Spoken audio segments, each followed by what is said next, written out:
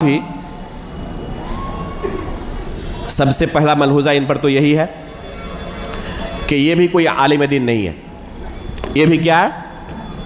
ایک بردر ہے, کتاب و سنت کا عالم نہیں ہے. اساتذہ کے سامنے بیٹھ کر انہوں نے کتاب و سنت کا علم حاصل نہیں کیا ہے, اور اس وجہ سے قدم قدم پر ٹھوکریں کھاتا ہے, اور اہل علم خوب ان کا مذاق اڑاتے ہیں. ابھی کسی نے الاخوان المسلمون کے تعلق سے جو عربی وہ سکھا رہے تھے, لوگوں کو صرف اور نحو سکھا رہے تھے, بلکہ کہتے ہیں کہ ائمہ حرم کو مجھ سے تجوید پڑھنی پڑے گی. تجوید پڑھنی پڑے گی, تجوید سکھائیں گے ان کو. تو یہ حالت ہے اس کی. یہ بندہ, اس کی سب سے بڑی گمراہی اگر کہیں ہم تو صحابہ اکرام کے تعلق سے لوگوں کو بدظن کرنا. اس نے آخر میں اپنا مشن ہی بنا لیا ہے. شروع میں اس بندے نے تقلید کے خلاف بہت کچھ کہا, اور اس وجہ سے بہت سارے ہمارے نوجوان اسے اہل حدیث سمجھتے, کیونکہ تقلید کے خلاف بول رہا ہے. اور ہم کیا سمجھتے ہیں؟ جو بھی تقلید کے خلاف بولے گا وہ اہل حدیث ہے. تقلید کے خلاف بول رہا ہے نا, اہل حدیث ہے. میرے بھائیوں, صرف یہی اسلام نہیں ہے, ایک اہم جز ہے, لیکن اس کے علاوہ بھی بے شمار مسائل ہیں. ہمیں دیکھنا ہے کہ اہل سنت والجماعت کے منہج پر ہے یا نہیں ہے. اس بندے کے مطابق صحابہ اکرام کی سب سے بڑی غلطی یہ تھی کہ انہوں نے ابو بکر صدیق رضی اللہ تعالیٰ عنہ کے ہاتھ پر بیعت کر لی, انہیں اپنا خلیفہ بنا لیا.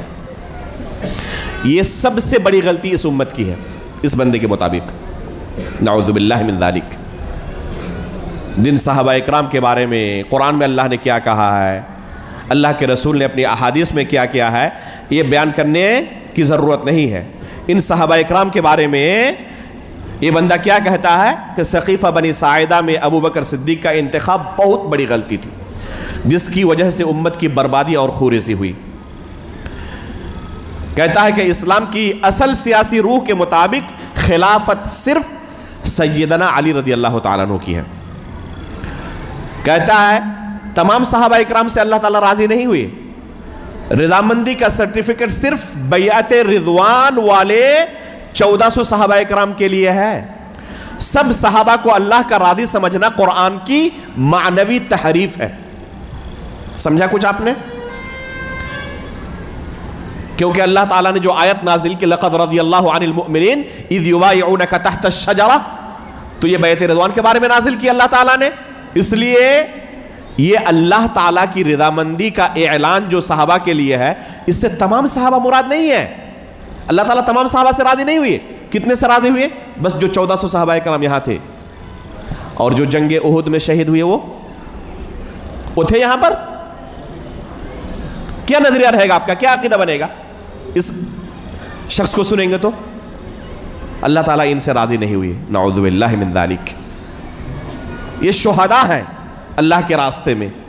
قرآن کی کئی آیتیں نازل ہوئی ان کے بارے میں, اور ان کے بارے میں اس کا نظریہ ہے کہ اللہ تعالیٰ ان سے راضی نہیں ہوئی. جو اس سے پہلے فوت ہو چکے, دنیا سے جا چکے, بعد میں آئے وہ تو ہے ہی نہیں. جو گزر گئے ان کو بھی شرف نہیں مل سکا یہ رضوان کا. نعوذ باللہ من ذالک. کہتے ہیں کہ سب صحابہ جنتی نہیں ہیں. اسی طرح فتح مکہ کے موقع پر جو اسلام قبول کرنے والے صحابہ اکرام ہیں, انہوں نے موت کے ڈر سے کلمہ پڑھا تھا بس. نعوذ باللہ من ذالک.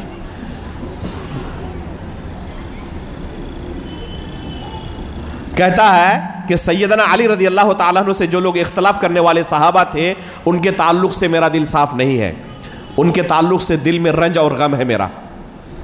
خود گواہی دے رہا ہے کہ صحابہ کرام کے تعلق سے اس کا دل صاف نہیں ہے, اور اس کے دل کے اندر بغض ہے صحابہ کرام کے تعلق سے. اللہ کے رسول نے کیا کہا تھا؟ آیت الایمان حب الانصار و آیت النفاق بغض الانصار. اگر صحابہ سے, انصار سے کوئی بغض رکھتا ہے تو یہ اس کے منافق ہونے کی دلیل اللہ کے رسول نے بیان کیا. اور انصار سے اونچا درجہ ہے مہاجرین کا بالاتفاق. یعنی نتیجہ کیا ہوا؟ جو صحابہ اکرام سے بغض رکھے وہ منافق ہے. اور خود گواہی دے رہا ہے کہ جو علی رضی اللہ تعالیٰ عنہ سے اختلاف کرنے والے صحابہ ہیں ان کے تعلق سے میرا دل صاف نہیں ہے. خصوصاً اس نے معاویہ رضی اللہ تعالیٰ عنہ کو اور عثمان غنی رضی اللہ تعالیٰ عنہ کو ہدف تنقید بنایا ہے, اور معاویہ رضی اللہ تعالیٰ عنہ کے تعلق سے ایسی ایسی باتیں کہا ہے واللہ زبان پر لانا مشکل ہو جاتا ہے. یعنی اس قدر گالیاں دی ہے کہہ سکتے ہیں.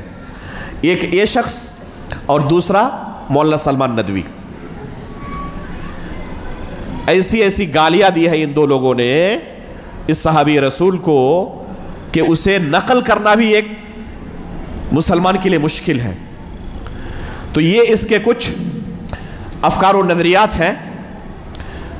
اور اگر 2 منٹ دے تو غامدی کے بارے میں بیان کر دوں, بس 2 منٹ میں, بس اختصار کے ساتھ. ایک اور شخص ہے جاوید احمد غامدی. بہت سارے نوجوان ہمارے سنتے رہتے ہیں جو انٹرنیٹ سے جڑے ہوئے ہیں, اور بہت سارے لوگ تعلیم دیتے ہیں ہمیں کہ کچھ غامدی سے سیکھیں کیسے بات کرنی ہے. ہمارے یہاں پہ آ کے کمنٹ کرتے ہیں کہ کچھ ان سے بھی سیکھیں کیسے لوگوں سے بات کی جاتی ہے. تو ایسے لوگوں کو ہم اگر بڑے پیار سے منافق کہیں قبول کر لیں گے؟ اصل یہ نہیں ہے کہ کس لہجے میں بات کر رہے ہیں, کتنے پیار سے بول رہے ہیں, کیا بول رہے ہیں وہ اصل ہے. اور کیا بول رہے ہیں ذرا سنیں. اس بندے کا کہنا ہے کہ حدیث سے کوئی اسلامی عقیدہ ثابت نہیں ہوتا ہے. حدیث رسول کے منکرین میں سے ان کو معاصرین میں شمار کیا جاتا ہے. کہتا ہے کہ دین میں معروف اور منکر کا تعین فطرت انسانی کرتی ہے. فطرت سے اس کی تعین ہوگی کون سی چیز منکر کون سی چیز معروف ہے. دیت کا قانون وقتی اور عارضی تھا. کہتا ہے مرتد کے لیے قتل کی سزا نہیں ہے. شراب نوشی پر کوئی شرعی حد نہیں. بلکہ ایک بھائی نے لکھا کہ آپ کو جن چیزوں سے چھٹی چاہیے غامدی کے پاس چلے جائیں, ہر چیز سے آپ کو چھٹی مل جائے گی. اسی لیے ان کے فالورز اتنے زیادہ ہیں. جس کو جس چیز سے چھٹی چاہیے گیا. ایک بندہ تراویح بڑی مشکل ہے, تو کہ اسلام میں تراویح کا تذکرہ ہی نہیں کہیں. داڑھی کوئی تذکرہ نہیں, یہ اسلام میں ہے ہی نہیں. شراب اس پر کوئی حد شریعت نے نافذ ہی نہیں کی. کسی کو مار دے تو دیت بالکل نہیں. شادی شدہ اور کنوارے اگر زنا کر لے رجم ہے. شادی شدہ ہے بالکل نہیں. بس 100 کوڑے کھا لو موج کرتے رہو. یہ اسلام ہے اس کے نزدیک. اسلام میں موت کی سزا صرف 2 جرائم کی بنا پر ہے, ایک قتل نفس کی بنا پر اور ایک فساد فی الارض کی بنا پر. اور اللہ کے رسول کی صحیح حدیث ہے 3 لوگوں کے بارے میں, اور اس کے نزدیک صرف قتل نفس اور فساد فی الارض. دین کے مصادر کے بارے میں کہنا ہے کہ اس کے مآخذ قرآن کے علاوہ صرف دین فطرت ہے اور سنت ابراہیمی اور قدیم صحائف. حالانکہ وہ سب کے سب کیا ہے, منسوخ ہو چکے ہیں قرآن کے بعد, اور اس کے نزدیک وہی اصل مآخذ ہے. عیسیٰ علیہ السلام کے بارے میں نظریہ کیا کہتے ہیں, وفات پا چکے. یاجوج ماجوج کے بارے میں, دجال کے بارے میں, تو کہہ رہے اس سے مراد مغربی اقوام ہے. یاجوج ماجوج اور دجال یہ کوئی حقیقت نہیں ہے, بس مغربی اقوام کو کہا گیا ہے استعارے کی زبان میں. گانا بجانا اس کا شوق تو ہمیں ہے, ارے کوئی بات نہیں, حلال ہے. موسیقی گانا بجانا جتنا چاہو کرو, حلال ہے, جائز ہے, یہ کوئی حرج نہیں ان کے نزدیک. غیر مسلم یا مسلمانوں کے وارث ہو سکتے, ہاں بالکل ہو سکتے ان کے نزدیک.